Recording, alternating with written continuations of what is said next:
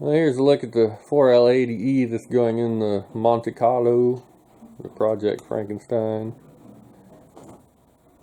This is the transmission I'm using to rebuild it. Here's some of the old parts out of it. Now, I did a video on this earlier. I was shown when it was somewhat tore apart. I was going through my videos and I accidentally deleted it. So I'm doing this now. It's already all together. Also, as working on this transmission, had to make some bushing drivers for the pump bushings on the transmission. The 4L80E did not have any bushing drivers for those. Those worked out pretty good for installing these bushings. Not that one, but the one on the back side. That one also works on the center support right there. So actually it's that one. But having a lathe when you're working on a transmission is almost a must, especially if you're modifying it. Here's the lathe we were using to make those. Now, these come in handy for doing all sorts of weird things. This one is a Logan lathe, an older model, but works good. And I started with some chunk of steel. Turned it down. There's some of the pieces turning down to make this stuff.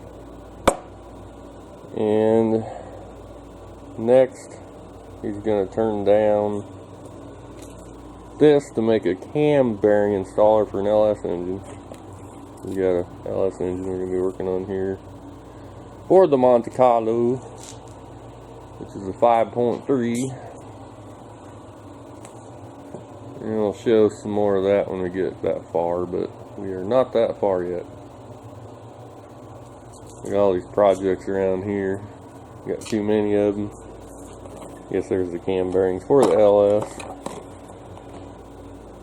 They're Bond CH23s.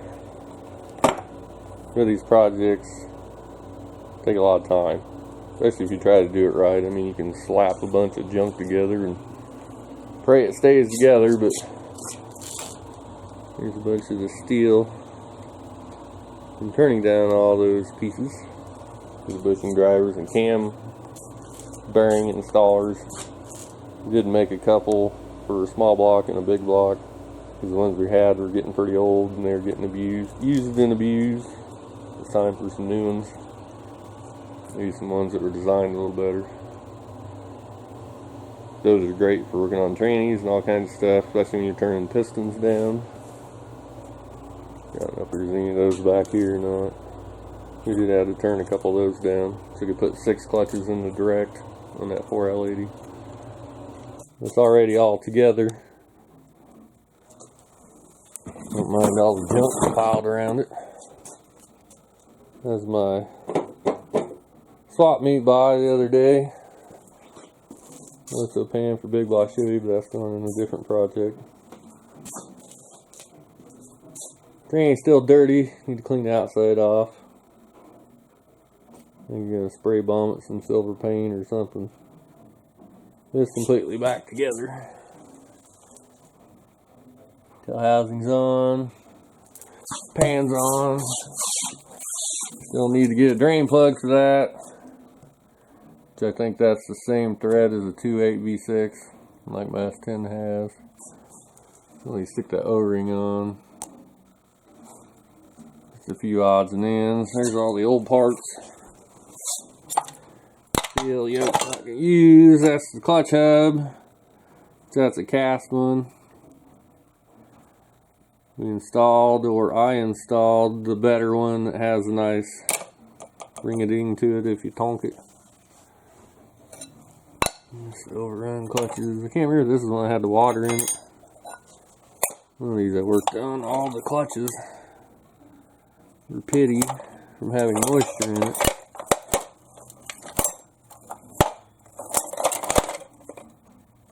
There's all the plastic washers and then I replaced the bushings.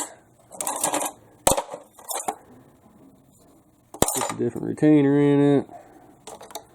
Upgraded the wire loom. Of course, that's the tail housing seal they mutilated getting out. And that's the pan. It was on, it's banged up on the bottom.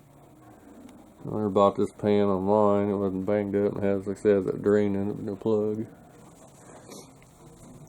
It's all good to go. Whenever we get the engine in, or make room for the engine, because it didn't want to fit in the engine bay. I had to buy a different pan for the engine. Clearance issues, I think we still need to move the rack down. Here's some of those parts out of that 4L80E that had moisture in it, and it got rust on all the steels. When it does that, it starts taking chunks out of the clutches. That's why they don't last long when you get water in them. And also the water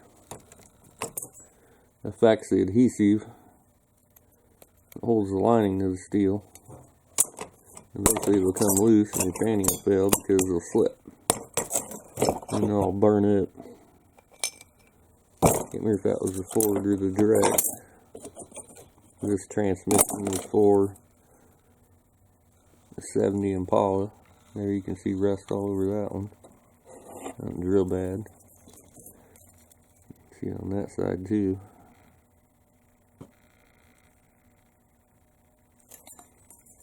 Anyways, you can kind of see what it did to the clutch. Starts to eat it. So you get moisture in the train, it's pretty much done had. It's junk. It won't last long. You can change the oil and flush it and do everything you want, but it won't last. It will go out. But I had this in the other video that I deleted. And I had to redo it. The head gasket out of a 4.3 on my S10s. That's why it didn't run right. But that's not what we're looking at. Looking at that transmission. Well, he's blasting on the rear-wheel drive monte frame. Let's stick around the corner and look.